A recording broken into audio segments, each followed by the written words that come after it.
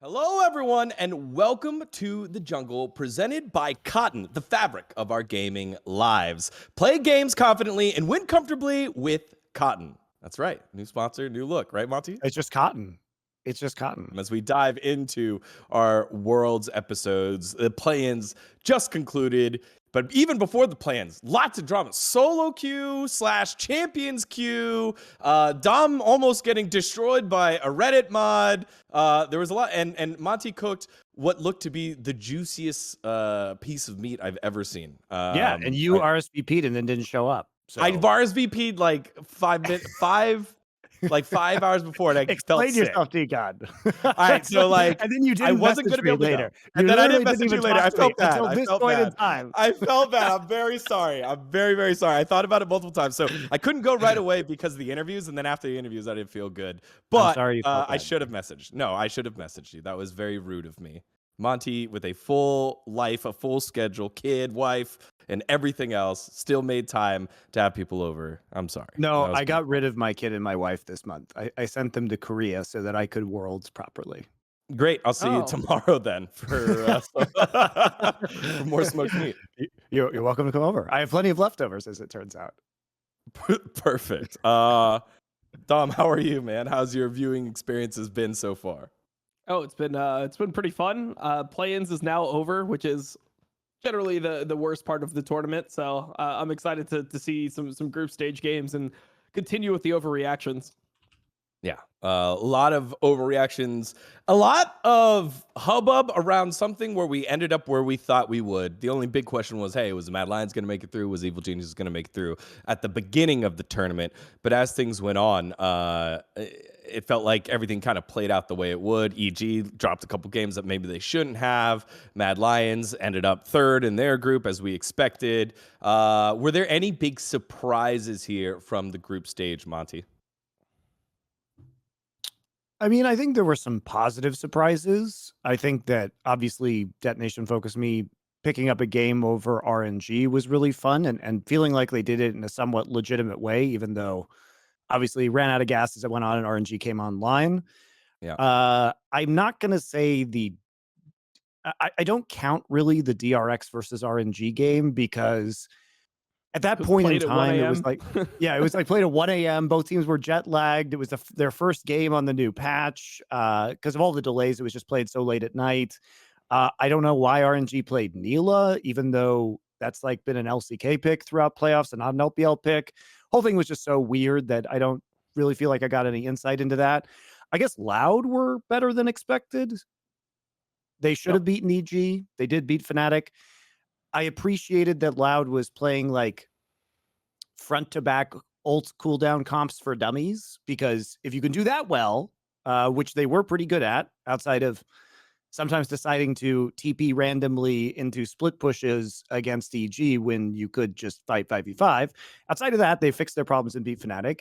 You know, I like to see these minor region teams do something that's easy to execute, have a few variations on that theme so they can get it through drafts and do it well. And you know what? Loud did that. So credit to them. I think there were some pleasant surprises. It was a more fun play-ins than I thought it would be.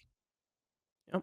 I would say that my biggest surprise was that 2 years in a row, the LJL 1 seed, the Japanese 1 seed, has outranked the PCS 2 seed, which was not a thing before. Like, it didn't feel like that was really a possibility. In previous years, as late as 2020, you had PSG, for example, getting through. So you had Machi and PSG making it to group stage, and now you actually have like the Japanese team just being better than the PCS 2 seed, which is Beyond Gaming. Last year, it felt a little bit less legitimate because there was all that internal turmoil. There was the player Mawan, I believe is his name. They got banned for a titty picture, so that was a match fixing over a titty picture. So yeah, I mean now BYG, they just weren't able to keep up with LJL, and I thought it was pretty interesting that, like, I mean, the Brazilian 1 seed and the Japanese 1 seed just were able to outplace Beyond Gaming. I was pretty surprised about that, because I think generally you just look at these groups and you expect like PCS to probably be third or fourth. Like you kind of have this tier where you're like, okay, so you have like the major, you have LPL LCK at the top, and then you have EUNA right under it, and then under that is normally VCS PCS, and then under that is everyone else. But now it feels like maybe PCS 1 seed could be better than like another seed from like a number 1 seed from Brazil, but the 2 seed is nothing to be scared of. Like 2 years in a row, you see these performances, and I think that's it's pretty interesting to see that those other regions are starting to actually make some progress because for a while they were just stuck at the bottom.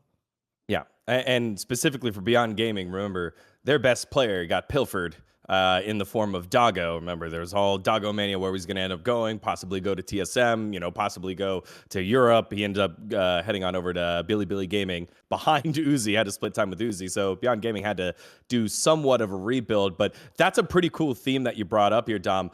How many teams are returning players that have been best in the league, whether it's with that same organization or with different teams year after year? And Detonation Focus Me is one of those squads. So it was loud with how many players they had that have gone to international tournaments like Tinones. And then the inverse of that are teams that were brand new and super young, like Saigon Buffalo. They had the youngest overall age across the board, and then as well as who was the other team that was pretty new and pretty young? Well, they're not young.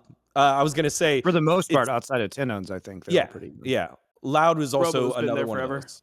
Yeah, Loud's a little mixture. I was gonna go with Osh because those players, that's the first time they've been on the international stage, but this was the best team they had ever had in the history of Osh, and then they just couldn't get their bearings together during Worlds. Isn't that 40-2? 40-2. 40-2, and then what was their score internationally? 0-13, never to be repeated again, Dom. 0-13, damn. Because I mean, I was just wondering because there was an OC caster that like just was tweeting at me. Drag him out. About how it was really ridiculous that I put him at the last spot, which was a throwaway, an admitted throwaway. I'm like, I haven't watched any of their games, but they don't have a fucking region, so they'll probably be the worst. But that was controversial. So I mean, and also they don't really have a league anymore. They got demoted. Their league got demoted into irrelevance, and then all their good players got pilfered because they became NA residents. I mean, there wasn't a lot to expect from this. The combination of those two things is pretty rough. I think you can survive one of those things. I don't think you can survive both of those things. Yeah. Well, for me, it was frustrating because it was everyone else that I kind of respect and people that have covered the region, they came at it with like, hey, look, we have sucked in the past, but here's our best shot to do it. Let's go, boys. And then this caster comes out and was like, year after year, we get overlooked. And, every time the clock hits 12 on September when World starts, I was like, shut up. And look what happens, so stupid. Go back to Prison Island. Yeah. With your shitty internet and no League of Legends. I mean, it was just so weird because I do wonder, like, it's so funny when these people come at you, because I've made this analogy before. But first off, there's no need for that guy to be antagonistic towards you. You could say like, hey, Dom, like, I know you're down on Australia, but maybe this team can do something because they have the best record ever. We just have to see how they do internationally. Reasonable take, right? People just don't understand the consequences of doing things on the internet because they think they're equal in some way. This is the equivalent of like walking into a bar with a 250-pound jack guy and like trying to fight him or like slapping his girlfriend on the ass. Like, just don't do that. And then they get so distressed when you call them out. You don't even initiate this, Tom. You're just responding to the dumb shit he tweets at you. And then, not saying he did this, but oftentimes people like make their accounts private and just start to hide or like start crying that somebody with a big account that they provoked is now saying things back to them. There's a very weird dynamic about like, oh, well, if you have like a lot of followers, you can't respond. So somebody can respond super negatively to you and they can flame you. But if you respond, then it's like bullying. So it's like you just have I mean, we saw this with the Reddit thread, which I'm sure that we'll talk about at some point with Champions Q. There's this like weird like buff that you get if you're anonymous, where it's like, oh, you can't be attacked, like you're not responsible for anything you say. There's no accountability, where you can just say whatever you want, and then if like you get attacked, then it's bullying, but you're allowed to bully the other person. I don't really understand it because like, I mean, the weird thing about that whole situation with OS was, all it was me. I said I didn't watch the region, and I would just expect them to probably place last. And I said, that's outrageous. And I said based on history, and that was the part that he tried to attack. He's like, no, but like in the last international event before this last one, in the one before that, like we actually performed well when clearly, like when I'm talking about history, I'm talking about from like the beginning of teams getting into League of Legends. Like there was a while where, sure, they might have outplaced Brazil a couple times recently, but for a while, OC was consistently going to these international wildcard qualifiers, and Brazil was the region that was getting out. So I just thought it was I thought it was a very interesting stance, especially when like he's the expert on those minor regions, and you know they didn't look like they were even close to really taking a game. Like I would be surprised if we played this group stage multiple times, how many iterations of it Chiefs does not end up last, because it really didn't feel that close. Yeah. No. Well, if you have an opinion on whether or not Osh should have, like how many times Osh would get out if we played this 10 times in a row, let us know in the comments. Subscribe on over to Deserto Esports League of Legends channel. And of course, let us know in the comments what you think. Did Osh underperform, or is this where they're at? Let us know in the comments right there. All right, let's stop beating the board. I will give one story though. I interviewed Tally. Tally's a great kid. Tally's a great kid. Raze, I had an interview with Raze as well. For him to be stuck on a team that was I think going under rough times in the form of Immortals, and then kind of scapegoated there, left, went to Osh, found his way on back, won the most successful team in Osh, and then made it back to Worlds. Like, yes, I know at Worlds they underperformed, did bad, but I appreciate those types of stories. I appreciate that type of grit, and I appreciate him making his own way, especially after all the negativity that came his way, right? I was one of them. He was underperforming when he was here in the LCS, but I wanted to call that one out because that is a lot of success in the face of adversity. So congrats, Rays, on a good season. I'm sorry it felt pretty bad. I'm sorry, Osh fans, you felt let down, but no one's going to feel worse than the players there, so make sure you support them. All right. Cool. That was my nice guy dGon segment after we shit on this poor caster. All right. Let's move on to said drama that we brought up earlier, Champions Cube, because it's been delivering a ton of content. You're getting to see dream matchups of your favorite #1 ranked North American, always plan ahead APA from Maryville University go up against Faker in solo queue, and all different types of dream matchups that you've always thought. Actually, there was a good one. What was it? I think it was all of Gen.G and Someday at the top lane, or it was all of G2 and Someday on the top lane. So you're getting these dream matches. What has it been like kind of like watching that, covering that, and watch it evolve throughout this World's preparation here? Dom?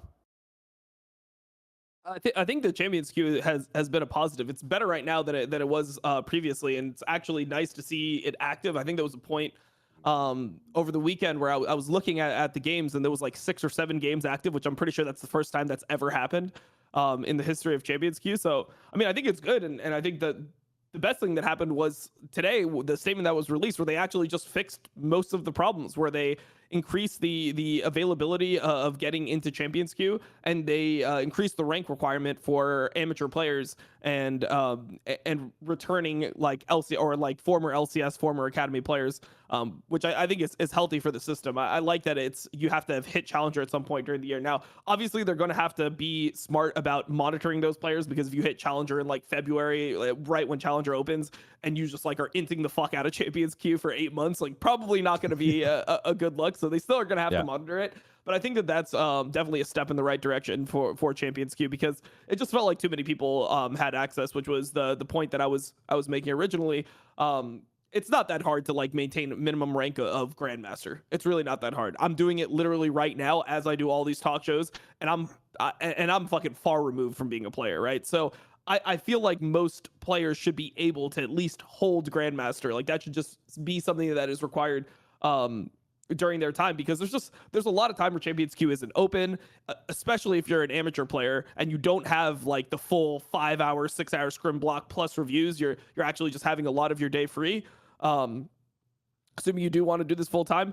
I mean, Grandmaster is something that takes maybe 150 games, 200 games, and if you're talking about players that are trying to be competitive, you're going to have to put in that amount of time in order to make it anyway. Like, sure, some of them might go to school, they might have personal lives, whatever.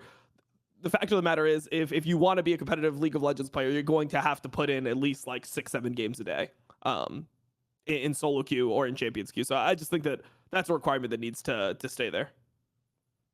Monty? I mean, I think that with the influx of players, you do need to narrow the pool of available players, not to have the experience be totally fucked up. just because there are going to be times of day when scrims aren't happening where basically all of the world's players are going to be dumped into Champions Queue together because scrim blocks tend to happen at the same time for all teams.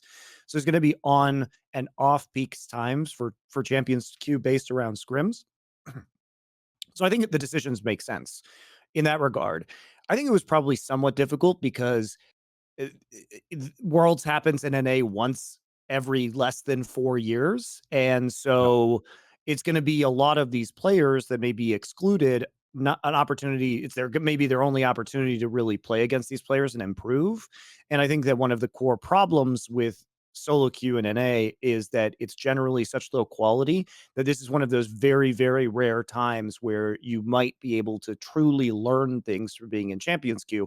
But does that come at the cost of the experience of the best players that need practice right now in order to compete well at Worlds? And I think it's an interesting question that Riot has addressed. Yeah. Rarely do we get something like that, especially the what you're saying, Dom, here, the speed of the feedback being implemented, right? Getting all the players in. So again, I guess today is a day full of shout outs for people that did do well. Shout out to Whooply, Riot Whooply there. Zach, he's player manager, worked his way on up. Now, project owner of this, and I think is very, very in tune with what players generally want and taking feedback. He has a lot of feedback. Just as an aside too, through my contacts with the teams, I was originally told that Champions Queue would not exist for Worlds, and so I'm really glad that they changed their minds because that was what the teams were initially told. And I think having it, especially with it traveling with all the players for Worlds, is a really great thing. So I'm really happy to see that they decided to revive it because I think it's hype for people to be able to see and watch these matchups easily and also concentrate the players in a way. It has done great PR, I think, for Worlds, especially before play-ins began. Well, Champions Queue has highlighted some players for Worlds and a lot of up and coming talent. But now we have our first segment here with our new partner, Cotton. It's time for players to watch with comfort picks presented by Cotton. Win in confidence, comfort in style. We had the plans just finish on up. So from plans, I want both of you to pick a player to watch that caught your eye during those plans as we move to the group stage. So as you ponder it, who wants to go first? Who am I throwing this one to? All right, great. Don't get too excited. Go to Monty first. I can go first. All right, Monty, you're up first. Go for it. I think it was. Obviously, I don't think this was the best player in the play-ins, but I do think it was very fun to see how well Jojopyun did, especially in the best of 5 against Mad Lions.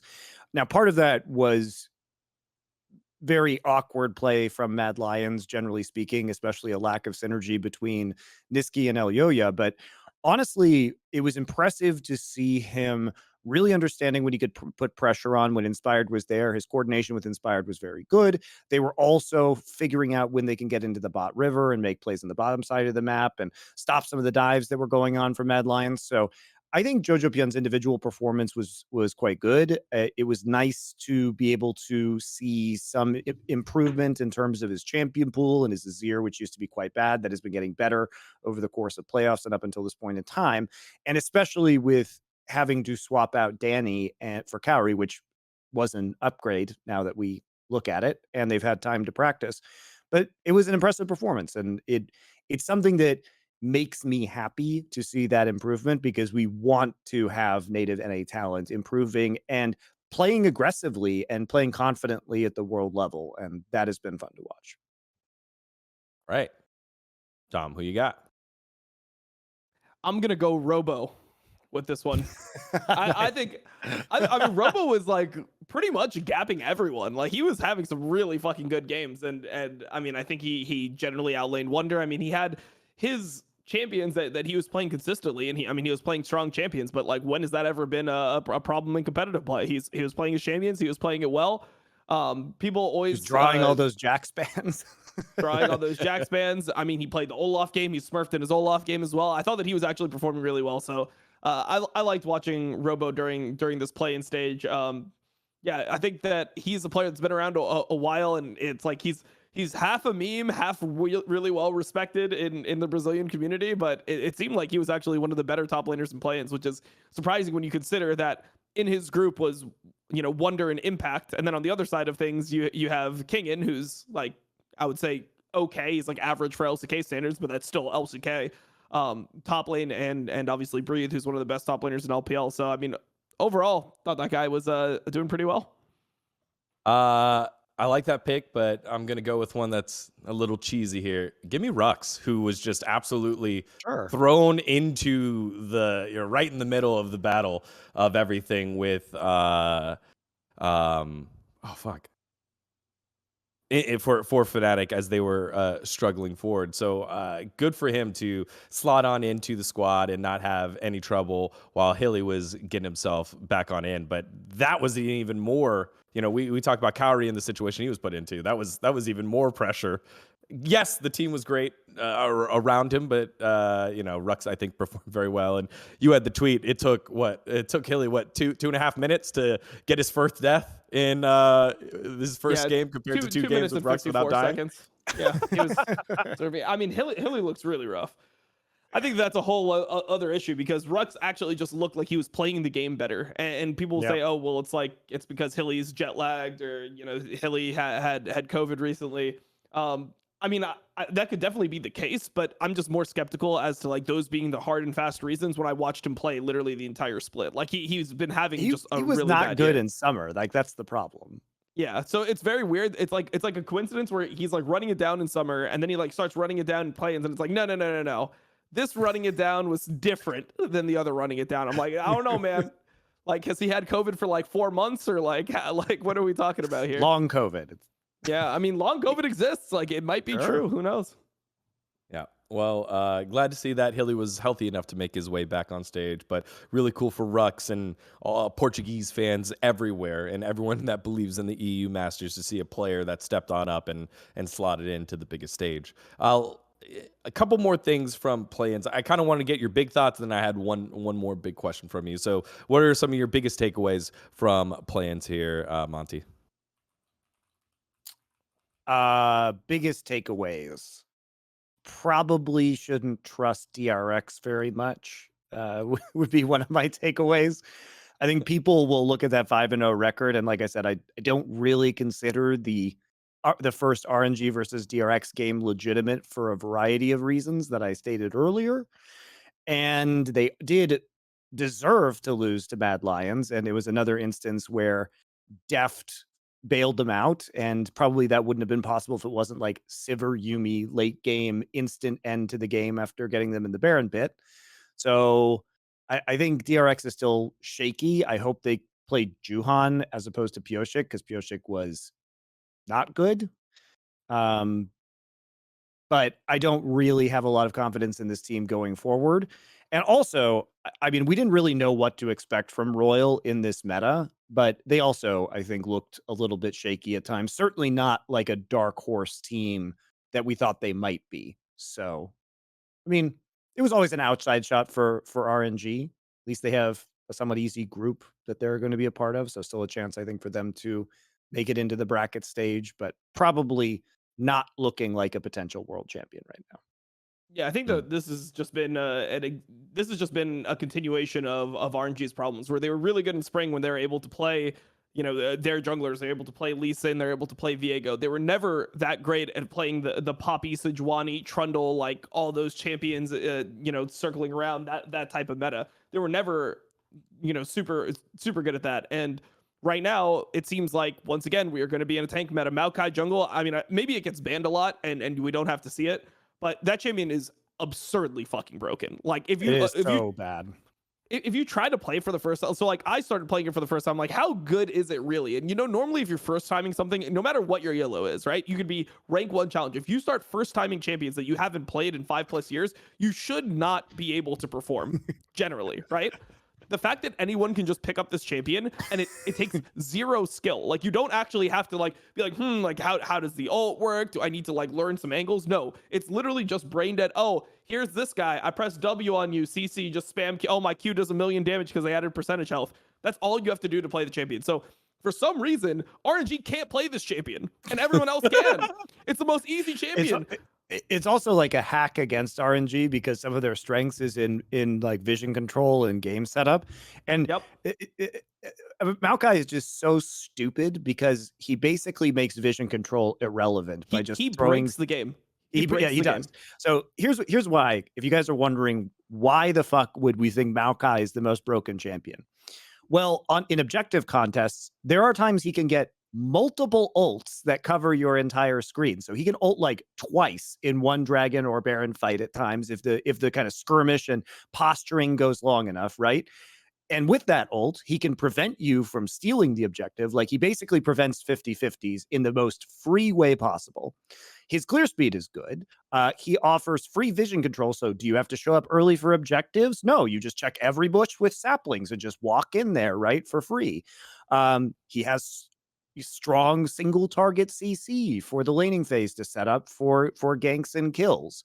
There's just so much about this champion that's ridiculous right now that I think this will probably move into being the most banned champion because, as Dom says, he just fundamentally fucks up the game. He fucks up the enemy team's ability to control objectives, and he fucks up vision control. And he does both of these things at the same time. Yeah. I mean, if you think about other champions that can check brushes, right? That don't actually have to literally face check, because we were in a meta with like Poppy, Sejuani, Trundle, Jarvan. I mean, Jarvan is one where he can throw a flag, right? Yes. But then if you throw the flag, that's actually something where you can't engage. No way out. Yeah. You literally just use part of your kit to do that. Where Mykles E doesn't matter for his kit. So you can simply just throw it. But then the other thing is, it's not like a Jarvan flag where it sits there and it disappears. It sits there unless somebody actually goes and takes the sapling. So when you're contesting, not only does Mykles like not have to face check, you can just throw saplings and you can choose the fight you want.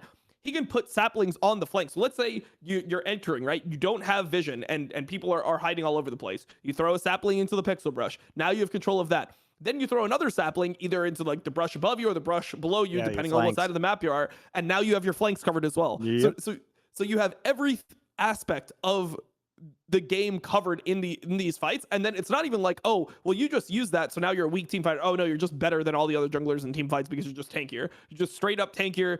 You have too much sustain with your passive. You have a lot of easy CC. You have AoE CC. You have knockbacks. The AoE CC on a like 30-second cooldown. Yeah, it's absolutely ridiculous. So this champion, I think, is really good against RNG, and the fact that RNG can't play it, I think this is a really big issue. Or they haven't been able to play it so far.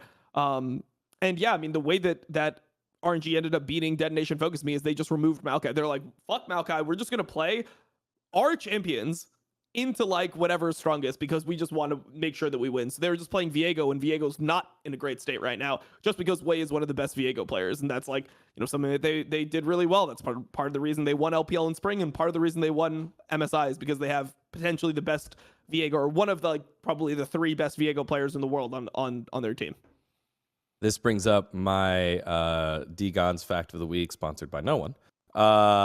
There are 2 champions that have a higher win rate than Mykles here at Worlds that have been played 10 times or more.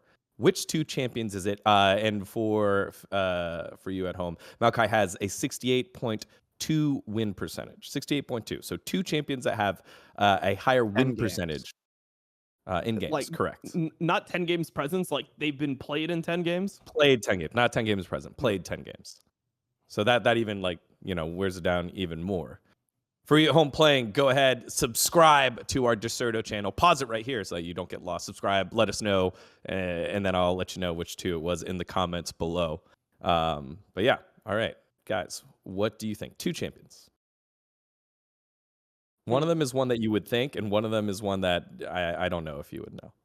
I would guess like maybe Aatrox. It feels like Aatrox is winning perma. Aatrox is one. That is correct. 70.8 win percentage. That was a good one. The other one has a higher win percentage than Aatrox. And this is something that really has been played 10 times or more.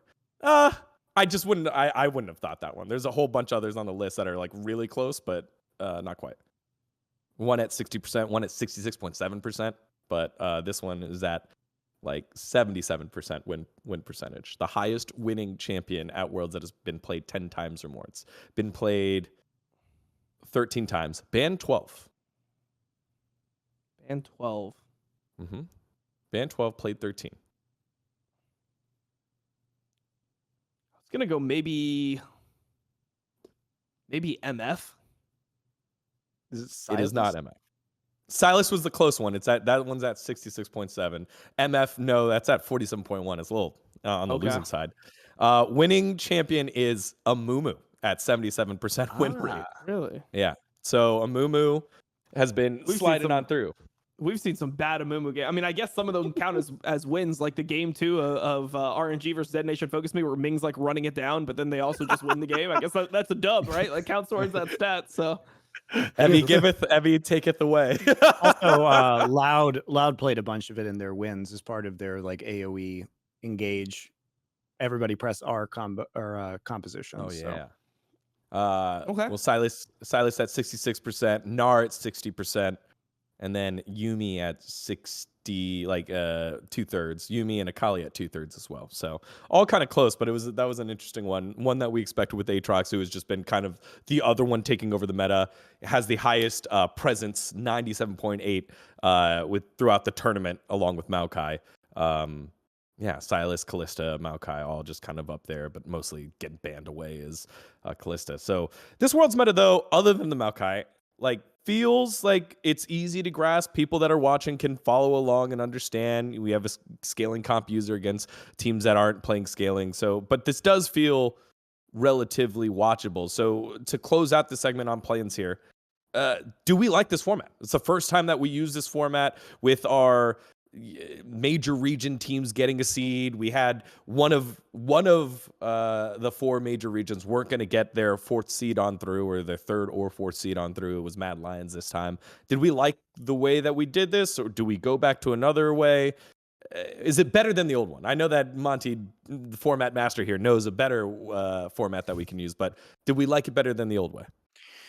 So I think the problem here, and I made a video about this, is that the tiebreaker situation is like super bad, basically. Oh, yeah. Like had there been a 5-way tie, the first seed in the group with EG and Fnatic would have been determined by lowest average game time. So we avoided that fate, right? But that is really potentially awful, because you don't want 5 teams that are tied just to have one team automatically qualify for the group stage of Worlds because they had the lowest average game time in a win in their wins. So my argument would be that this format is bad because it can produce so many potentially devastating ties without there being a good tiebreaker. So unless they create some sort of advanced metric, which would take into consideration perhaps game time and wins, gold per minute, gold differential, XP differential, you'd have to get a statistician to create this kind of metric and really work hard at it, that I would think more accurately reflects a team's ability to win. Then you can use this. But if you don't have that, this is a really, really bad tiebreaker, like really awful. Yeah, I think the game time one doesn't make sense fundamentally, because it assumes that what you're saying is that if you win faster, you played better. Like you're deserving of like more praise, which is just not how League of Legends works. If you play a super scaling comp, like you're drafting Ornn Yuumi, right? And you just play a super solid game and end the game. You with could play a 28 perfect minutes. game that's 40 minutes long. Yeah, you could, or you could play.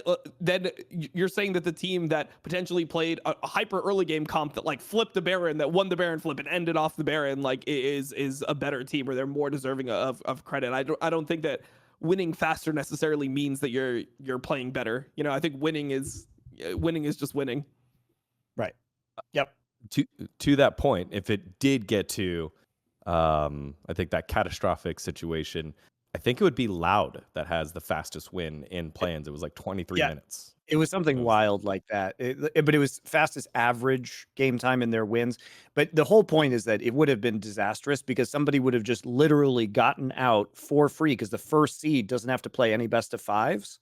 They just get into groups. So it would have been disastrous because you have 5 teams that in theory are equally deserving, but one of them just gets in for free. So I don't like that aspect of it. But you also, I mean, look, they don't want to do what the right thing to do is, which is to take 12 teams, put them in 3 GSL groups, so 3 groups of 4, and play double elim brackets, right? You take, because you're trying to qualify 4 teams basically, right? So you take the 3 first place teams out of that, and then you can have a fight between the second place teams. What I would do is just create a bracket with depending on the tiebreaker, again, it would have to be something like game time in this instance for the third place team. But you take the 3 second place teams and the top third place team, put them in a bracket together, and have them duke it out for the final slot. Now that would take more time, though. Yeah, I mean Riot wants to do this very fast. So I think the problem with that was then they would have to classify teams differently, because right now they classify like NA 3rd seed, Korean 4 seed, Chinese 4 seed, and EU 3rd seed all under the same classification. They're all just pool 1, where it's like, yep, are they pool 1? Like, all right, do we really like? Okay, I mean, I mean, I feel like there's a little bit of a difference between, you know, a DRX or an EG, but who knows? Maybe I'm wrong. Maybe it's just the delusion coming over me again. The Eastern fanboy in me is just coming out. I just think that again.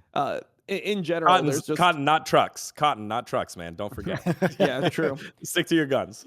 I think that the thing that's funny about this whole situation is, even though the play-in format isn't perfect, I would argue that it's just better than the actual group format. So somehow this is like the best format that you get throughout the entire tournament. When you get into the next group stage, then I think it's just worse. I mean, I like the idea that you're not eliminating that many teams off best of ones, right? You're only eliminating 2 teams from each group. So out of the 12 teams, you're only eliminating 4 based off best of ones, and then everyone else has a chance to play best of 5s, which is what I think League of Legends is based off of. I feel like that is just a skill in League of Legends, which is why the later the tournament goes, you play so many best of 5s, because the ability to adapt over a series is really interesting. And I think that that's what makes a team better to me, not a team that can like prep for one game. You know, it's how do you fare over the distance, and now once you guys feel each other out a bit, how do you change your strategy and adapt?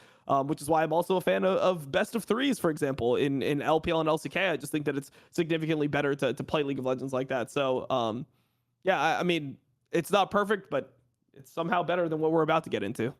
Yeah, I would argue that at the end of the day, I don't really consider play-ins worlds. So Riot needs to get them done very quickly, right? There's only 5 days in order to complete play-ins, and it's hard to figure out another format that's going to fit in a 5-day sequence, because my suggestion probably wouldn't do that. I didn't actually look at the numbers, but probably wouldn't do that. They're very long days, you know, having 8 games a day, up to 10, depending on if the 2 best of 5s go to 5 games each, is it's very strenuous. So with that in mind, I would rather them not touch play-ins and then fix the actual fucking world's like main event format. That would be my main goal, is to get GSL groups into that, best of 3 GSL groups into that, plus a double elimination bracket. That is much more important than this play-in stuff. 6 days, but yes, I get what you mean. Riot is considering that. I guess the last thing I would pose on that is how many days on the broadcast that they think about it, because obviously they changed the format a little bit, so they are considering it, I'd imagine. But should we still have 4 seeds? Like, if we're thinking, you know, group stages, like like what other event, like the World Cup, teams go there and get obliterated, right? You have like the World whatever Cup is one of the worst formats of all time, but okay. But that's what this is. It says what the event Worlds is a celebration of League of Legends globally. Like, that's what it is, as well as competition. And so you have to find a balance between the two. And yes, you have to go let Osh go get demolished or whatever. Here's the concession I'll make, dGon. If they make a major region only tournament that has a robust double elimination bracket and replace MSI with it, I will allow them to continue to do this dog shit at Worlds. What like if they just don't give a fuck about what you say and they just continue doing this dog shit at MSI and Worlds?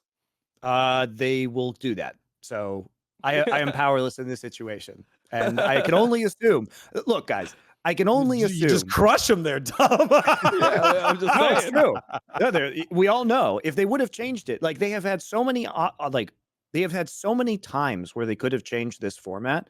The best option they had was when everyone was stuck in Iceland because they weren't married to going from city to city, which is the main issue with doing a double limb bracket. They could have in Iceland introduced very easily double elimination with more games throughout the week when they weren't moving everyone around. And that was the time to experiment with the format. It was the time to reset everything, to plan for that format moving forward. They didn't do it. And the same people who designed the world's format designed some of the same people, at least some of the very same people are now operating Valorant Champions, which has the format we want, which is 4 GSL groups into double elimination. And they do it in a shorter period of time than Worlds happens. So don't tell me they don't know. Don't tell me they can't do it. Don't tell me it's different people making these decisions. It's not. Well, I personally think that it's more important to have a event in a 100 viewer studio where all the players are cramped up playing on top of each other, than to actually have a working format. I personally really vibe with like the cluttered desk where it just feels claustrophobic watching the matches. Right. Yeah. And Dom, by the way, it is very important to move around constantly so that, like, for example, it's very important to move from Atlanta to San Francisco so 15,000 new people can be in a live stadium instead of having a format that millions of people would appreciate better from watching it around the world. Those 15,000 San Francisco fans, we're doing it all for you. That's Riot's motto right now. It makes no sense. Yep. You know what does make sense? A reminder that the jungle is brought to you by Cotton. It's not just stylish and comfortable, but also sustainable, feels good, and look good while watching Worlds 2022. For gaming in compete mode, Cotton is your cheat code. Win comfortably. Cotton, the fabric of our gaming lives. All right. Well, guys, that was play and stage and a little bit of format there for you. Again, if you haven't done so already, head on over to our Dexerto YouTube channel where you're probably watching this. Hit that subscribe button, ding the bell, and have us catch up to Excel. We've already surpassed Astralis and Dire States. Well, so let's pass Excel. 25,000 subscribers there for Excel. We're at 13,000. Very doable. 12,000. It's just as many people, as many fans are about to go to the World Championship from San Francisco as Monty put we it. just need one Chase Center of fans. Yeah. It's a small number compared to the total number of League of Legends fans. As we said, it's a small number compared to the number of people who watch this show. There. Done. So make sure to head on over to Dexerto, show the support that we need to keep it going, and hit subscribe button for us. Thank you very much. All right.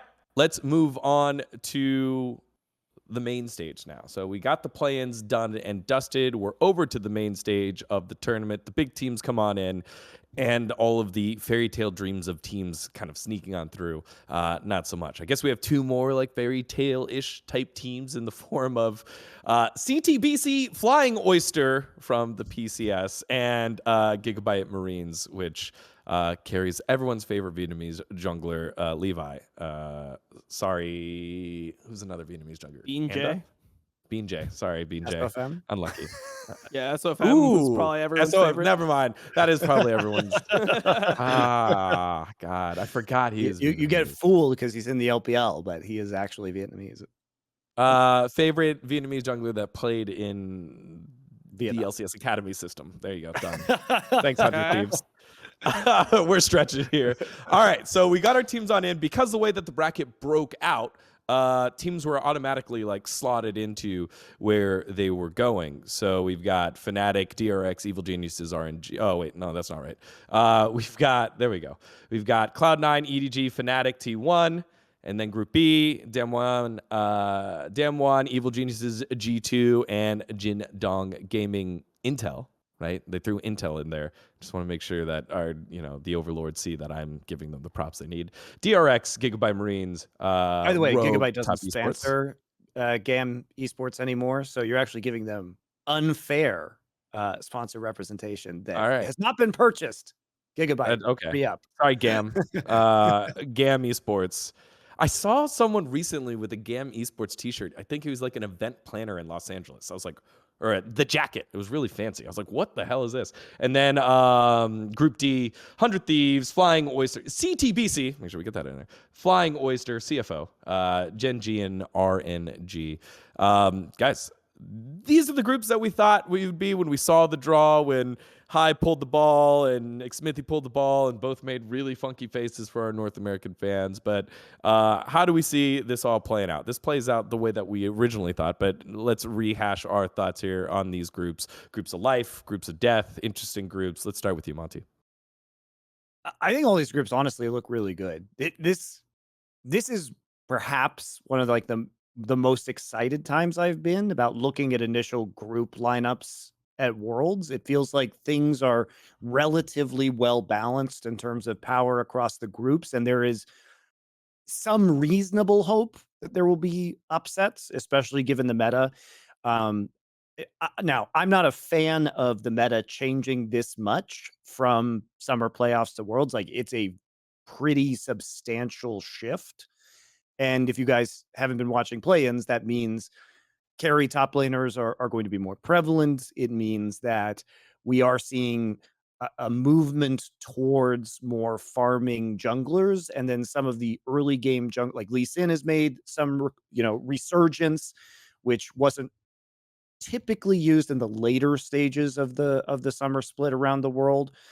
Zeri is pretty much dead, which has opened up the bot lane meta a lot more. So there have been some pretty substantial shifts, and that is going to obviously help and hurt some of the teams that qualified under the old system. So until we see them, it's a little difficult to know, but I think we can theorize which teams are probably helped by that pretty significantly. Like Dom1 is a team that's going to be helped by this a lot. T1 is probably a team that's going to be helped by this a lot. EDG may be a team that struggles more in this meta.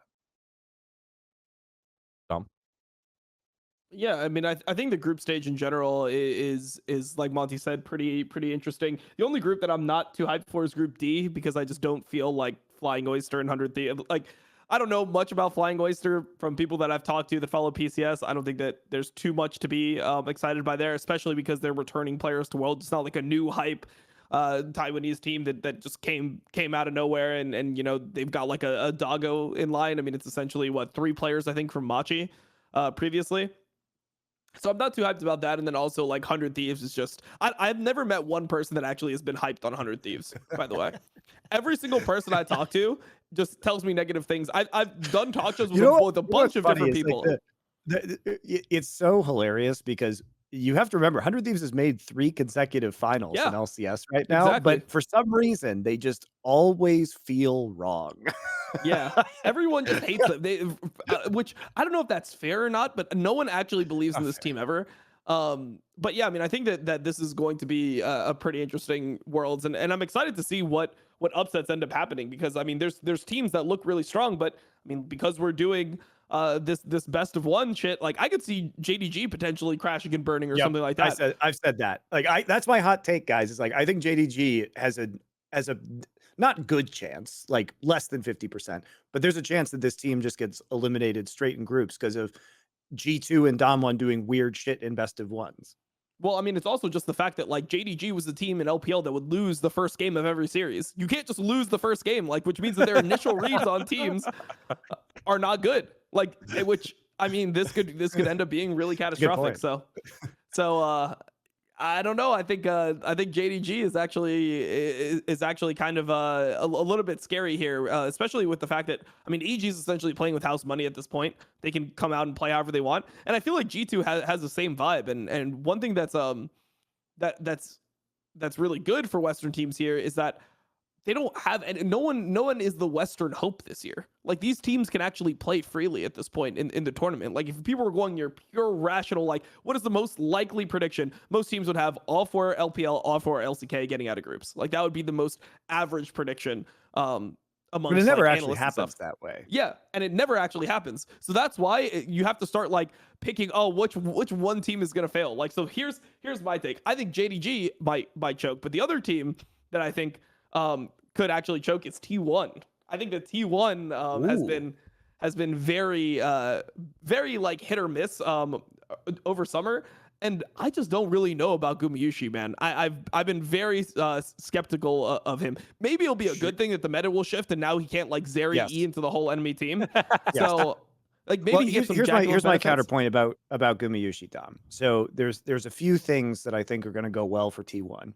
First off, Gumayusi is an insane Caitlyn player, so that's going to be problematic. He also likes to play Draven and Kalista, and typically T1 does better when they have bully lanes in the bot lane. We saw Keiria's Nautilus banned consistently throughout the finals and throughout playoffs because he is very dangerous on that champion.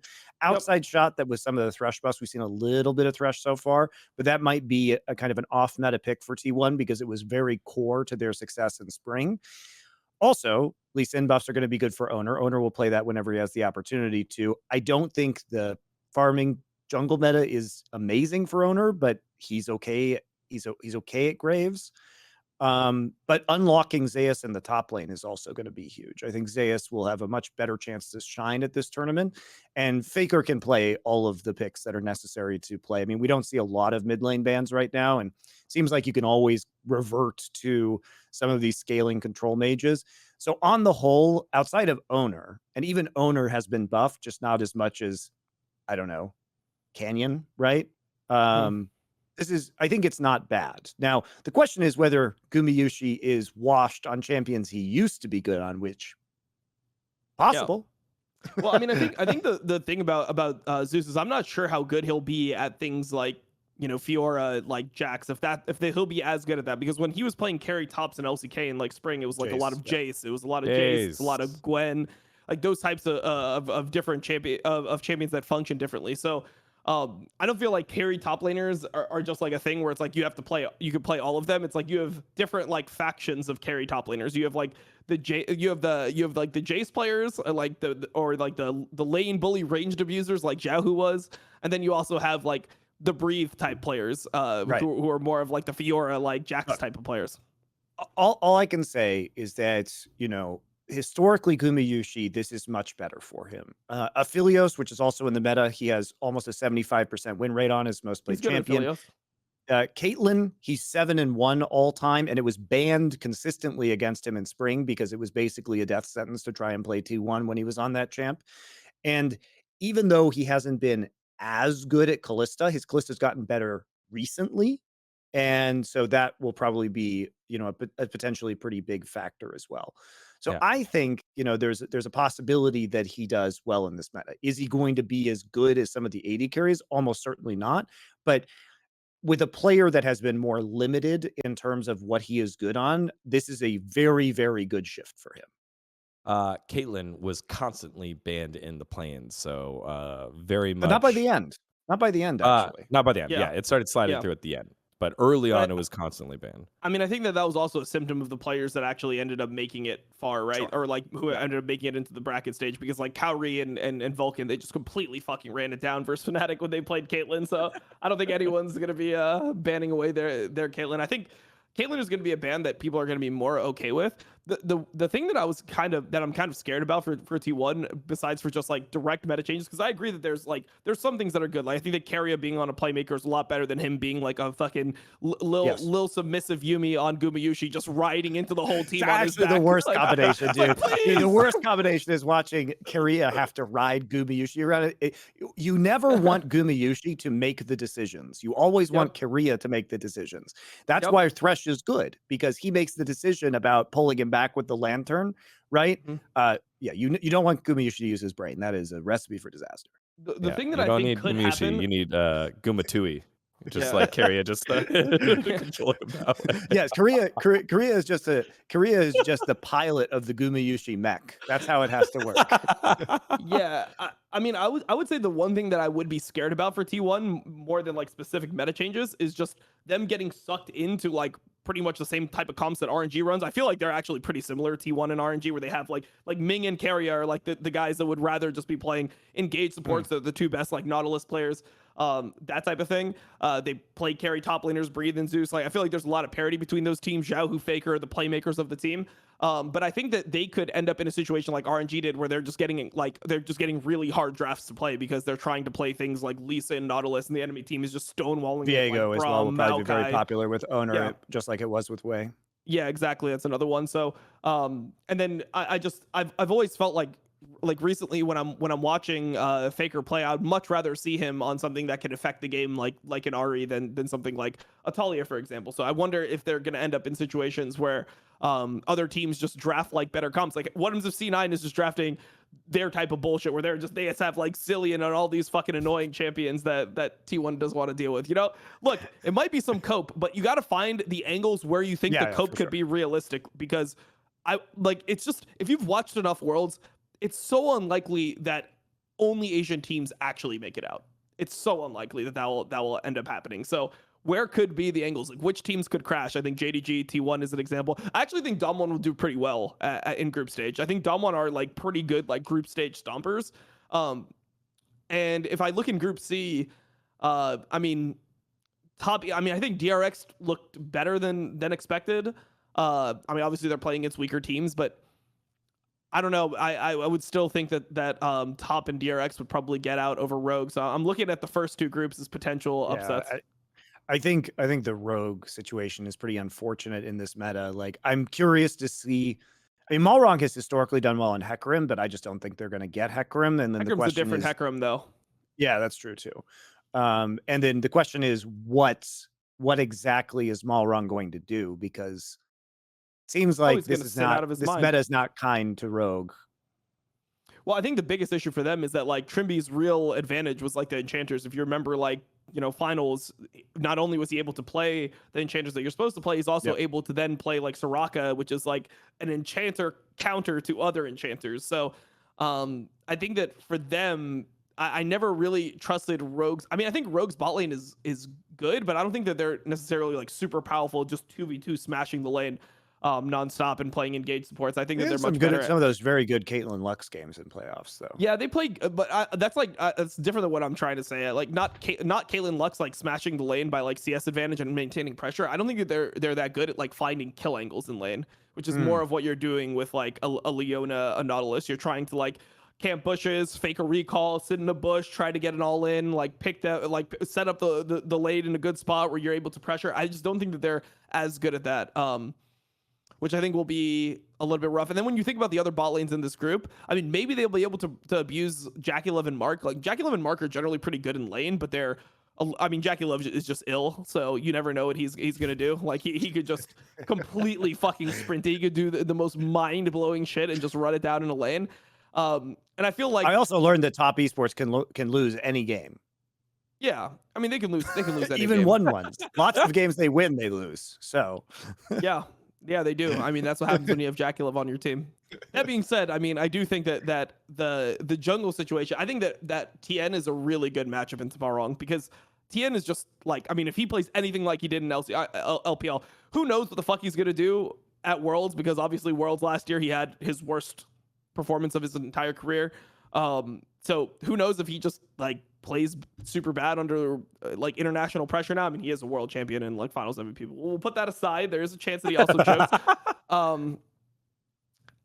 Maybe he doesn't perform, but if he performs anything like he did domestically, this guy was like the smartest jungler in LPL. He was the guy that always knew the right play to do on the map. He just always maintained leads by just knowing, oh, I can visit this lane at this time. He was always able to exactly pinpoint what needed to happen in the early game for him to just be like way ahead and have pressure on the map. So that's why top esports probably should have beaten Gen.G. That's why like TN was ahead of Kanavi nonstop.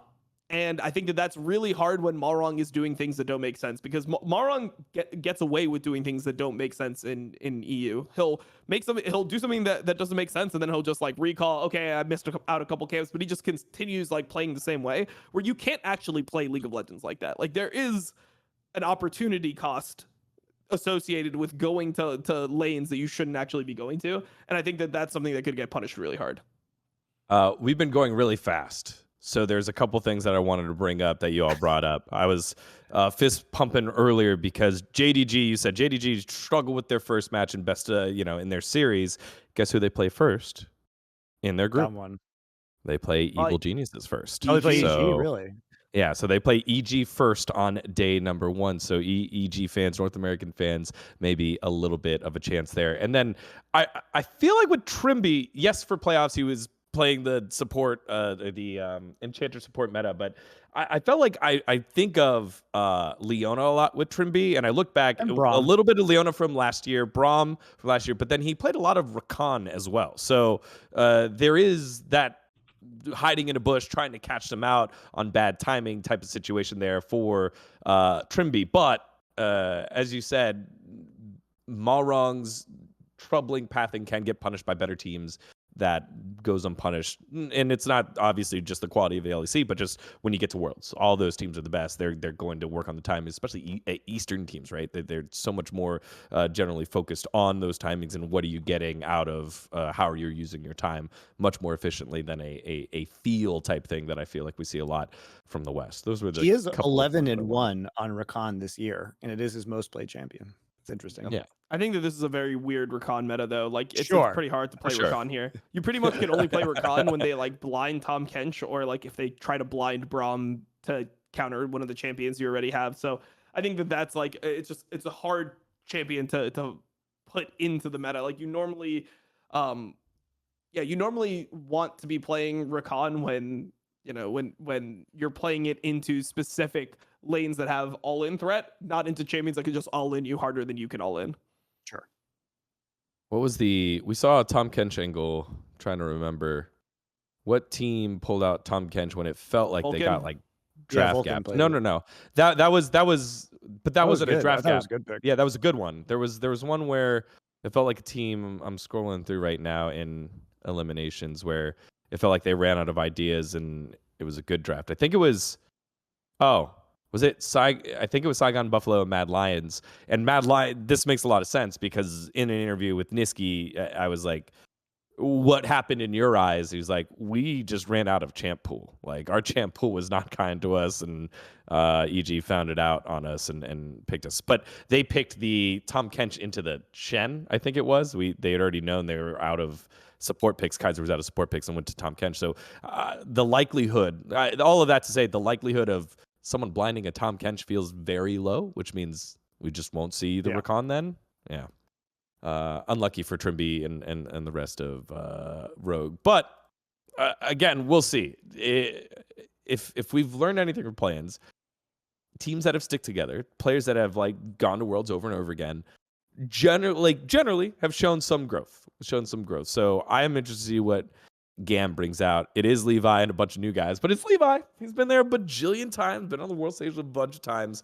Is it just another dud of a team that's here just to fill, or is it going to be someone that can kaboom someone? Because highly doubtful they're going to make it on through. So, all right. Let's see what else. So we talked about teams that have like possibility to be upset there. JDG, T1. Maybe Top Esports losing a random game. Who are our favorites moving on forward here? I think it's hard. I think the team that it's going to be hardest to that has the lowest chance of not making playoffs is probably Gen.G because of their group. It just seems almost inconceivable that this team would not be able to make top 2 against these teams, especially after seeing RNG's recent performance and nobody having faith in 100 Thieves or Flying Oyster. So I would say the most on paper safe team is Gen.G.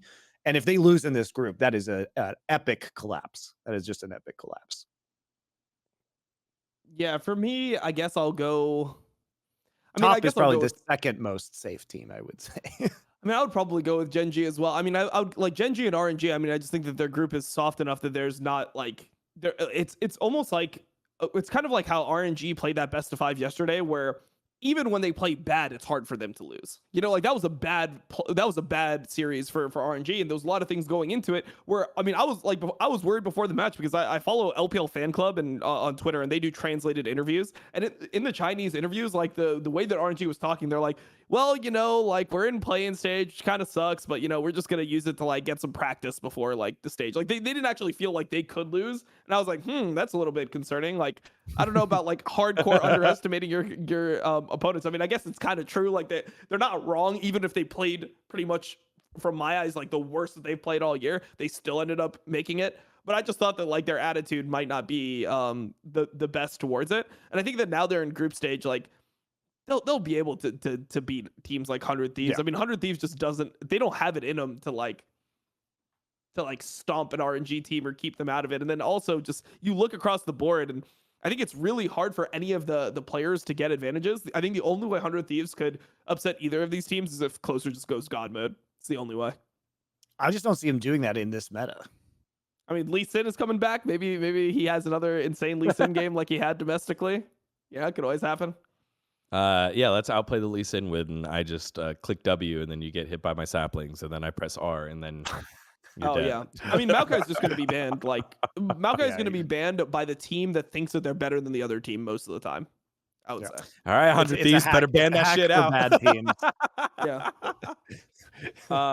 And to be fair, going to the interview, the translated interview thing, I wouldn't be surprised if that interview was given after RNG played their first ever professional match against a fucking Teemo, and then a Garen in the top side of the map early pick. So, like, I'd be annoyed too. I asked Xiaohu that. I was like, hey, Xiaohu, like, these teams pulled out weird things. How's that make you feel? He's like, well, they have to figure out some strategy to play against us because their relative skill isn't good compared to us. It was like, he said it politely, but it was like, you know, these guys got to cheese us anyway. Yeah. I enjoyed that, actually, perversely. Not as much as I'm about to enjoy the much better quality of League of Legends in these groups, and then hopefully getting some good best of fives later on. But yeah, I don't think it's, you know, I think it's pretty safe for RNG as well. I'm just saying the most safe team is probably Gen.G in these groups, because all you have to do is make it into best of fives, right? That's the whole goal. And they seem like the team that is least likely to be upset of the powerful teams that exist in this tournament. I'm looking it back. Yes, Teemo's been played 3 times internationally at Worlds. TSM picked it twice. Thanks, TSM. And then Isurus. I thought I saw there was a tweet in the LPL saying these 4 champions or 5 champions have never been picked in the LPL. I think Teemo was one of them. Never picked in the Pro League. So, yeah. All right. I have a question for you, and then we'll wrap things up. Question in terms of meta, other than Maokai, because we have clearly stated that Maokai is going to just be perma-banned or perma-picked. What is the other champion that's going to have the highest presence? We'll go presence. We won't get played. We'll go presence rate in let's go week 1. When's our next show? Aatrox. Yeah. 2 All right, 2 weeks. yeah, week 1. All right. Yeah, okay. Then the group stage, the whole group stage. That's a big question. Aatrox is a good guess, probably. I think that's pretty safe. I think that's pretty safe. Yeah, it's probably Aatrox and Silas, because there's going to be a lot of good Silas players in the group stage too. God, no answer for Aatrox yet, or it hasn't developed yet. We'll see. Okay, to close things out here, it's time for our group stage predictions presented by Cotton. Cotton's comfort level is virtually unbeatable, and these teams are too. Let's take a look at it. We had our favorites. Now let's pick the 2 teams moving out of each group. And we'll start with that very, very fun group at Group A last, just because that seems to be the biggest hope for any fan that doesn't want LPL, LCK to get out of every group. So let's start bottoms up. Let's go with Group D. I think we all have Gen.G and RNG. What do you got here? Yeah, Monty. Yep. I mean, those are the only logical ones you can pick.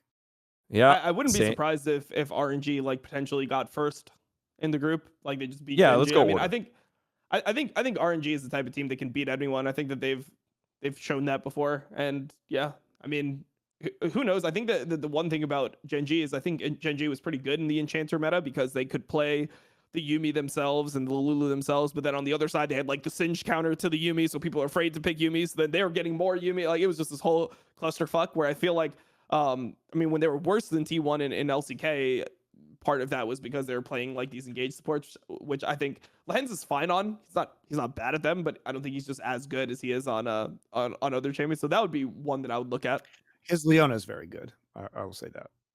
Yeah. I'm more talking about his Nautilus. It feels like his Nautilus is Yeah. It's like one of those like half int Nautiluses. It's not like a carrier. The main thing about Ming Nautilus and carrier Nautilus is they don't run it down like almost ever on like they're never going like 0-7. But you look at like all the other Nautilus players and they're just having these fucking games where they're 15 deaths and shit. It's like, what the fuck? Like, how did you even spawn that many times in a game? The Hillside Nautilus, yes. Yes.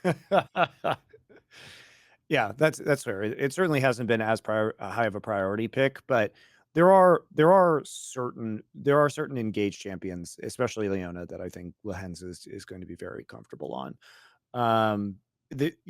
Ruler should also be able to play a lot of the champions of this meta. We've seen a little bit of Ashe, but I anticipate Ruler will probably play a lot more Ashe as the tournament progresses, just because it's always been one of his staples. And Varus maybe as well. Varus maybe as well. Yeah. That's certainly a possibility. They like engage AD carries. It's always been in Ruler's wheelhouse. So that may open up some other support picks for Lehens as well, or some other styles of compositions. I would think that this is moving into a place that's probably better for Peanut overall, if he can do some of these more farming, low mechanics junglers, because he doesn't have the least in touch anymore. Let's put it that way. He's a boomer. He's much stronger, I think, when he can be more of a force on decision-making champions within a jungle meta. And there's several picks, that can go along with that right now. And also because he's the primary shot caller, he can bend the team around him. Chovy should have just a field day with the champions that are available in this meta. It's an extremely good meta for Chovy. And because we haven't seen very many mid bans in this tournament, he's going to have a lot of very powerful champions at his fingertips.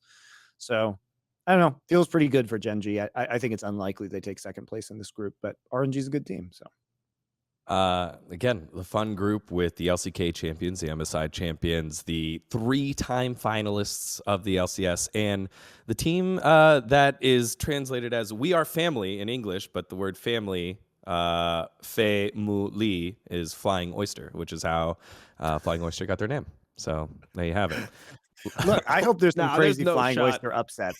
That's what I'm looking for. No, there's no shot. That's what hell no, that's not how they came up with their name. That is what it is. That is what it is, dude. It's the CTBC slogan, "We Are Family." And I mean, makes more sense than G2, honestly. Makes more sense than G2. But they're gamers too.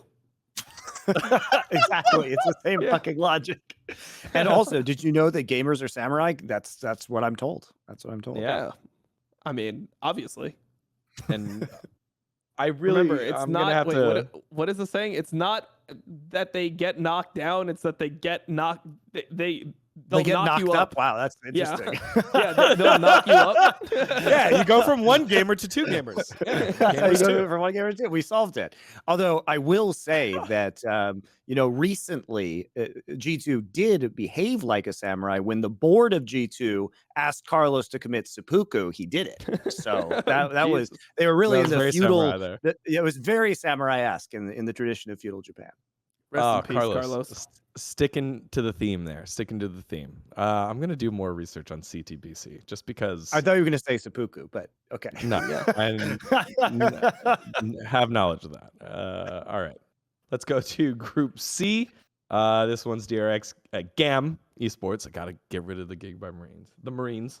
Rogue and Top Esports. This one seems pretty straightforward as well. I don't know. I think DRX is pretty scuffed, but they looked better at least. They looked like they played slightly faster. I feel like DRX is the most like Korean team, like from LCK. They were the most Korean team. But now I feel like, if they're actually making things happen early game, maybe they'll be decent. And then also I just think Juhan is just way better than Pioshik. I think Pioshik is really flippy, and sometimes Pioshik makes good decisions, but he'll play things so terribly that his good decisions end up being bad decisions. He ends up putting himself behind. So I don't know, man. I'm hoping that they just start Juhan every single game, and DRX can play around Zika, because Zika's been having a good tournament so far. Well, again, because he hasn't had a lot of mid bans and he can play Akali in his ear like every fucking game. My concern is this. I think DRX had a very good read on the start of this meta, and a lot of their wins were from bread and butter champions that have been strong, like playing Maokai in the jungle harder than other people did at the start. Having that really weird game versus RNG, where RNG, it was late at night, and RNG randomly picked Nila, which is something that DRX is probably much more accustomed to playing with. RNG just don't play Nila. The thing, I mean, no, LPL didn't play Nila. What I'm saying is, like, Nila was a big part of LCK playoffs, so I wouldn't have done that into DRX, right? They're just going to be more comfortable playing with and against that pick. So they got a lot of freebies. They got to play a Mumu, which has long been one of Barrel's best champions, and as dGon pointed out, is actually been doing pretty well. Now, part of that was, again, because DRX got a couple wins on a Mumu, which boosted that statistic. But it's been a lot of very big comfort picks, and I am curious what happens when DRX is maybe forced off of those, because they don't have great range, right? They don't have great range. The advantage here, I will say, for DRX is there's always the deft carry, right? And if you start banning some of these other picks, you open up like Kalista, which is extremely dangerous, because when DRX was doing very well in the start of summer, it was because Kingen was doing these great Ornn flash engages. It was because they were playing like Kalista, Mumu, and stuff like that, and they were dominating some of these games. So DRX, when they have their champs, when they have their comps, are good, and they're a pretty good macro team. They're very good at catching throws. Like, you can't throw to them. But they just don't have the individual player upside that a lot of other teams have. You know, Kingen's not a world beater. Their jungle situation is sus. Like, the only truly great player they have is Deft, and there will always be capped by that. So there are worlds, I think, where they do not get out of this group, as weird as it is to say. They can be solved. They were solved for about half of summer. Like, they started just losing everything. Yep. And then they somehow won Gauntlet because Sandbox fell apart. Unlucky. Well, yeah, and KT. Can you shed light? Can you shed light a little bit on the why they were playing Pyosik over Juhan? Like, what is the thinking there? Just because Juhan in summer is like, his win rate is very high. He didn't play as much, but no. He only really played towards the end. The law of Pyosik is that it is impossible for him to be good while his teammates are good, and it is impossible for him to be bad while his teammates are bad. He has been a very good jungler at times in the LCK, but he's streaky, and he's just on a down note. So I think they just have to go with Juhan. But because they keep switching him in and out, they could do dumb things like play a bunch of Pyosik, lose all those games, and then just wash out of groups. That's a thing that can happen. Definitely. Or people can ban Maokai, and then suddenly everything just falls apart. Yes. The Maokai ban is really going to hurt DRX. I promise you that. Agreed. I mean, they should have lost the game versus Mad. Yep. They just should have lost that. Yep. That's the Pyosik plus the Maokai ban, the double whammy. Holy. And you saw how that Sejuani went. It was fucking ugly. Yeah, Pyosik will just do, like, I would never be able to do that. Well, it's that, but then he's also, like, he'll shamelessly into game. Like, he doesn't mind going down, like, 500 CS in the jungle. It's like, what the fuck? You're not going to kill one camp? It's like, no, I'm playing for the team. The funny thing is like, if you play that way on Sejuani, it's allowed if you hit your ults. But if you can't do either of those things, then he's just a turd. It was basically a 4v5. A turd? Okay. Pyosik is a turd. That should be the title of this episode. That's fine. He was a turd. Okay. All right. Perfect. Well, look, I'm a longtime Pyosik apologist. He has good spells. You know, he's had the good streaks, but this is not the Sejuani art. Not the Sejuani art. Not right now. This is not the time for Pyosik. Anyone staking that Pyosik is having such a strong time and DRX is not going to sub him out, that Rogue has a chance to get it out, or is it still DRX top? Going once? Going twice? Look, it depends. It depends on how fast DRX can be solved, and it depends on how much they play Pyosik. They could completely own themselves. I like that. I like that phrase. I hope DRX figure it out, because head coach Song, while he was here in North America, got me a birthday gift. He's a very kind boy. It was a wow. You can portable... just buy dGon's fandom with gifts. That's crazy. And you're up here, yeah. Sorry, fans. Yeah, actually, fans, you at home too can buy my support as well. Shoot it on over. Yeah, just head on over to dGon's OnlyFans. He's got an Amazon wish Yep, list as well. yep. Holy. It was a golden. It was just because it's such an interesting. He was like, "Happy birthday!" He gave me this box. I opened the box and it was a mobile charger, just one of those portable chargers. And I was like, "That's so kind." Like I don't. Thanks, man. No one else got me anything for my birthday. That was awesome. All right. Group B. This is where it starts to get a little interesting and spicy, as we've got Damwon, EG, G2, and the aforementioned Gen.G Gaming Intel. Where do we go here? Where, like, this one's fun. This one's fun. I'm just gonna go with the boring picks in this one. Yeah. I'm going boring picks. I'm going LCK, LPL. Sorry, LCS, LEC. I don't think it's happening. Okay, I will pick Damwon and G2 then. Just Okay. because of the conversation we had earlier about JDG's possible flaws. I don't think it's the most likely thing to happen. So I am doing it intellectually dishonestly, but if there is like some crazy upset, I feel like this is the highest percentage like big name upset in the group stage. And I think there is a world where you get a couple excellent games from Caps, you get some wacky comps from G2 and Damwon, and these are enough to upset even a good team in best of ones. Both G2 and Damwon are both known for doing very, very weird things.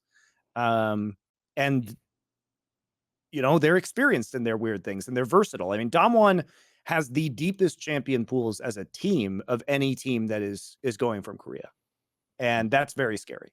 I think that's very scary. The refresher for everyone, the Nuguri and the Birdall top lane conundrum or setup. What is expected here from Damwon moving forward? We don't know because they subbed them in and out of their semifinal against T1, and they were just both playing Renekton, so it's unclear what exactly was causing one player to be preferred over a different player. Nuguri has not looked great so far, but neither did Canyon. Canyon, you saw the like crazy Lee Sin clip, but Canyon kind of had a bad split. It was not. Oh, it's like his good. worst split of his career, I would say. Yeah, he was getting crapped on by Pioshik in games versus DRX. I believe in like, Canyon. Really badly crapped on by Pioshik. So take from that what you will. It wasn't great, but this feels like a great Canyon meta. I assume that Karthus is going to come out at some point in time. There's always going to be the weird stuff that happens in the jungle with Canyon. He would play off meta stuff all split. I think that they have very weird and creative drafts. Their biggest problem is shot calling and identifying their own win conditions because it's like they have too many tools at times to know how to use them. So, but in best of ones, I think that this team is going to confuse a lot of people, and they can get out of this group. And then whether it's going to be G2 or JDG is an interesting question. I'll pick G2 just for the upset potential and for the laughs. Yeah, I'm gonna go Damwon over JDG for this one because of the best of ones, but I still think JDG will actually make it out. And I think that JDG is a better team than Damwon just in like best of fives. If they meet, in a final or something, I'm taking JDG. I think JDG has this element of like resilience that other teams don't really have. That just, I mean, they just wear teams down in best of fives. It's tough to play against a team that doesn't like stop, you know? As we saw in the T1 semifinal, Damwon will outplay themselves in draft. Like their drafting sequence throughout that best of 5 versus T1 was really fucking cool from a theoretical standpoint. But it seems like the coaching staff at a certain point, the players just don't know how to use the drafts anymore. And that's where we get the kind of mess that happened in the Heimerdinger game versus T1. Because in theory, that draft was very interesting and could have worked.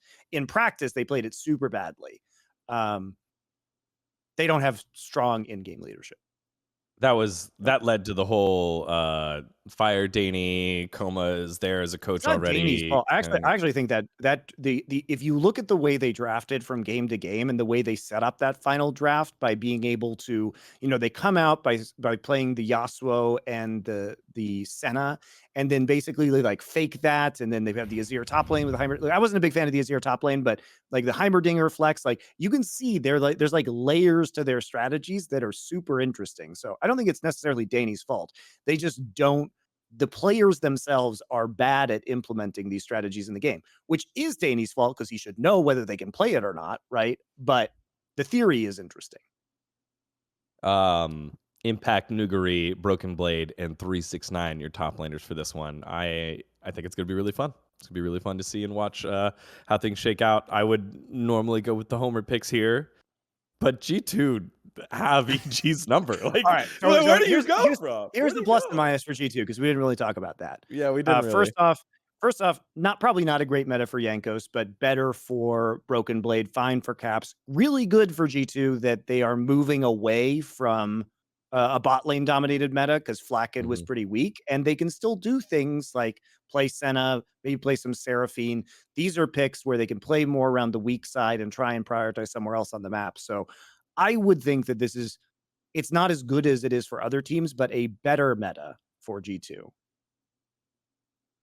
Yeah, I'm not sure because I feel like like you don't have to I mean, it's not like your bot lane's going to completely 1v9 the game anymore. I think the issue with like the bot lane meta now is that if your bot lane is just getting shit on, like let's say you're playing like Leon and Nautilus and your bot lane is just, getting dicked, well, like it did, internationally at MSI in some of the games.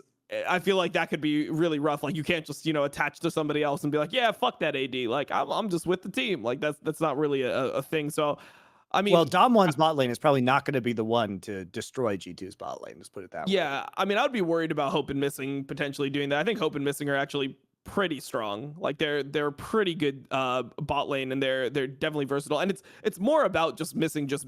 Missing is probably the least mistake prone support. I would say just like worldwide. It's just seemed like he just was so consistent. Like he just doesn't do stupid shit ever. Where you see most supports where, at some point supports players just are like, oh, I'm a support. Like I ran it down. Like I forgot I have like 1,000 HP at fucking 12 minutes or some shit.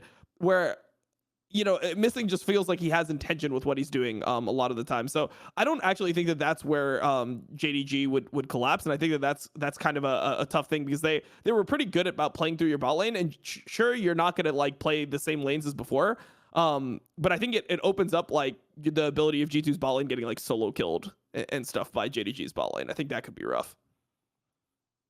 All right, well, there you have it. Group B in the books there with our picks. And finally, Group A, the group of this is just going to be great to watch. Cloud9, EDG, Fnatic, and T1. Are these all United in rivalry squads? Is EDG sponsored by BMW as well? I don't think so. I don't think so. It's I think it's FPX and RNG. Unlucky. EDG, they drive. Wait, is it RNG? I thought RNG was Mercedes. Yeah, RNG is Mercedes. I know T1. Hold on. It's T1, Fnatic, Cloud9, G2, FPX. Is that it? All right. Well, they're united in... no, it's OG. That's the sixth one. OG. Looking. Nope. I was going to say they're united in Red Bull as well, but no, Fnatic's sponsored by Monster. All right. Well, there's connections either way. All right. Group A here, the group of opportunity. T1 and EDG, general favorites. Fnatic working their way out of play-ins, and Cloud9 winning LCS. But your gift is this group. No, you didn't get Gigabyte Marine. All right. I mean, Cloud9's still super janky, in my opinion. You know what? I'm going to do what Monty did in the last group. Oh, and my God. Do it completely intellectually dishonest, right? Because I actually just would expect EDG and T1 to get out, right? I mean, if somebody was to say on paper, who do you think are the best teams? I would probably have 8 Asian teams getting out, and that would be it, right? But that's no fucking fun. I'm going to piss off all the T1 fanboys because they already fucking hate me, and they always are in our comments anyway. I think T1's going to crash and burn. I think they're not going to make it out of groups. I think it's going to be EDG first, Cloud9 second. Oh my God. Owner is just he's gonna continue just doing his sinful things. He's gonna walk around the map. He's gonna be the only guy still playing Wukong. sprinting it down, and they're just gonna get completely Maokai'd by JJ, and Blabber's just gonna destroy him. Boom, there it is. That's the take. You had to take a breather before you finish that sentence. Blabber's just gonna destroy him. Yeah, that's the word. Destroy. Yeah. Just blab all over him. Yeah, I was gonna go with something else, but we're trying to maintain our cotton sponsor here, so we can't go too hard. Yeah, not too hard, please. So I think T1 should be better in this meta. If Owner can play Lee Sin and Viego, which it seems like it's possible to do, the thing about T1 is that they can always do more than you think with non-perfect meta picks. They are really good at knowing their win conditions, and they are very, very good at reading enemy win conditions. That's one of the reasons why they won the series against Dom1 is they knew exactly what Dom1 wanted to do and outplayed them. Stealing Baron with Yuumi. That was the win condition, right? And T1 is also very savvy about the way they set up traps and can come back into games, play around vision in order to get picks. So I think T1 will be fine. They're really consistent, T1, for the most part. Like, exactly what you're getting. As I said earlier, it's a better meta for Gumayusi by a lot. And that should, I think, be enough to propel them out of this group. My question is EDG, because I was super not impressed with Flandre in LPL playoffs. And Viper is probably the best AD carry at this tournament. And is that going to be enough in a meta where the Zeri is no longer as much of a factor? I don't know. I still think it's probably T1 and EDG that get out. Now, as long as Viper does not go Blade of the Ruin King Aphelios, he has this weird obsession with Bork Aphelios. I don't know why he does it. He's the only person that does it. He goes Gale Force Bork on Aphelios, and everyone else is just like, well, I mean, we go Bloodthirster and IE and like these crit. Hell no. He just has this random obsession with Bork on Aphelios. As long as he doesn't build Bork Aphelios, they win. That's what I'm saying. As for Cloud9 and Fnatic, the encouraging sign of Fnatic is that Humanoid actually looked much better at Worlds. The problem is that Razork looked worse than he did in playoffs, and the Humanoid Razork synergy crumbled once again, and it looked like it had for a lot of the year so far. There were concerning signs there. Obviously, Hylissang, I think, was performing worse than Rux, but they might just play Rux. I don't know. Like, perhaps that's a possibility. And Cloud9, my concern is that so much of their performance in LCS playoffs was Berserker, and they cannot play that way anymore in this meta. The way that they won so convincingly is kind of off the table at the moment. And that makes me worried because this is a group of really tough mid laners for Jensen. And even though Jensen did improve from obviously not playing to getting back into the playoffs, that win condition may not be super great for them either. And, Zeus is probably the best top laner in this group, and that's what Fudge is going to have to deal with. That's right. Get to it. It's time for the Fudge factor. The whole move from mid lane up side of the map, and now he's the win condition. This feels just like great writing. It feels like great writing if it were to happen. But you're right. Everything you laid out, all the points I wanted to make, Monty.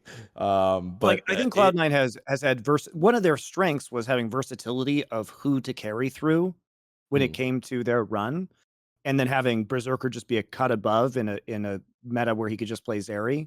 But I think that is unlikely to repeat itself in these games. You're not on the Berserker better than Viper hype train?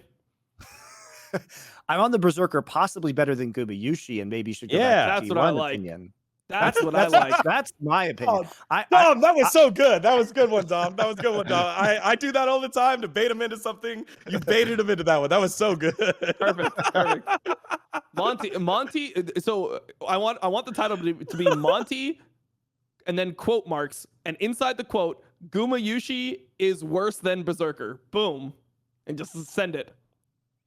All I'm saying is, if Berserker was still on T1, I don't think Gumayusi would have started for a lot of summer. Damn. Damn. I mean, Gumayushi Gumayushi ran it down really You would have got the hard. Teddy treatment. I mean, the joke is that if Teddy was still on T1, he also would have been playing Azar instead of Gumayushi.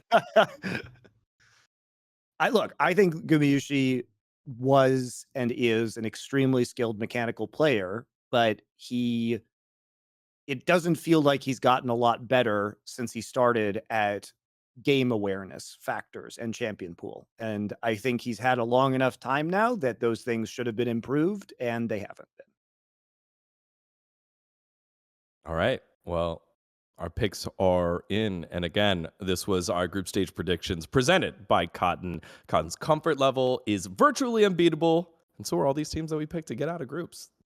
There you have it, y'all. A great way to close out our play-ins coverage and our intro into the main stage of groups. If you want to stay up to date with everything here at The Jungle, make sure to like this video, subscribe to the Deserto Esports channel, and help us catch XL. Again, we're just 12,000 away. And just giant bales of cotton, just bales of cotton. That is what we're looking for you to do at home. If after you like and subscribe this video, make sure to do that. Monty, you've been doing your viewings at home. Will that continue throughout Worlds? Yep. Just having a good time with that. It's just me alone in my house right now. Actually gonna fly Wolf out, and he's gonna hang out with me. You had him in the what is that? The Harry Potter invisibility cloak. Yeah. He was in the frog pillow. What? Well, no. This is stupid. So I have this Harry Potter invisibility cloak that is just like a green screen piece of fabric that I bought because it was like a cape you can wear, and I guess it ties into some phone app. But I needed a piece of green screen fabric that would easily go around my neck to make my head float. And so I found this thing, and it just turns out that it is actually just the world's best green screen. So you can put it over almost any object, and it is a perfect green screen. So I can have remote guests and have a couch there with real people, have remote people out at the same time. It's fun. Yeah, definitely a lot of fun. Make sure to check that one out. And Dom, you've been continuing your live viewings as well with multitudes of guests. And now, who knows? Maybe you'll get a couple players that were in plans to come and join you onto your broadcast as well. Yeah, I mean, I told Niski to not worry about getting embarrassed by North America. He can come and just make me money while he's in true despair during the during the off season before his McDonald's shift starts again in spring. So yeah. I like Dom's tactic of monetizing misery. That's classic. Yep. Yeah, that's the way to do it. Niski's a class act. Had my interview with Niski. That's the great thing, Monty. That's the funny thing is, I get a Reddit hate thread, and then I have like these mods DMing me to kill myself. And then I just turn it into a video, and then I monetize them looking like fucking clowns. And the video pops off too. It's like, what? Like, I mean, for me reading Reddit, 80,000 views. Like, okay, I'll take that. Nice. Thank you. Thank you. Hey, Tell man, me to kill it's myself. It's the same thing for me. Wolf didn't get to cast Worlds, so now I'm just going to monetize his misery on my stream. It's the meta. The misery meta. All right. Well, thank you guys very much for another episode. Thank all of you at home for watching. Make sure to leave your comments here. I'll make sure to pick some out as we move past the group stage over the next 2 weeks. If you're in New York City, come say hi. I'll be there doing post-game interviews and walking around and all that good stuff. And you can tell me how much you love these two and what you want me to tell them. I won't, but you can tell me anyways. Also, what all right, color hair dGon's hair should be next. I'm always interested in the dGon hair meta. Yes. Am I going to change it for Worlds? No. This is going to grow out and it's going to be great. Do you have gray hair yet? By the way?